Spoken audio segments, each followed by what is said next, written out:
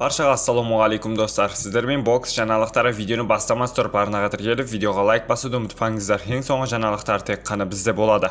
Промоутер нокауттар патшасының жекпе-жегі туралы құлақтандырды. Америкалық промоутер Том Леффлер бірінші орта салмақтағы қазақстандық боксшы Садриддин Ахмедовтың келесі жекпе-жегі туралы құлақтандырды деп хабарлайды. Ахмедов рингке 19 сәуір ақш-тың Калифорния штатындағы Камерис қаласындағы бокс кешінде шығып, мексикалық Элиас Эспадиске қарсы айқасады. Голливуд Fighting Night бір аптадан кейін қайтадан өтеді. Бұл бокс кеші басты айқасында нокауттардың қазақстандық патшасы Садриддин Ахмедов Элиас Эспадис шығады, деп жазыпты Леффлер X әлеуметтік желісінде. Айта кетейік, Ахмедовтың Америкадағы атақты Геннадий Головкинге теңдеуді. Өйткені Садриддин Геннадий Головкиннің бұрынғы командасымен бірлес жұмыс істеп жатыр.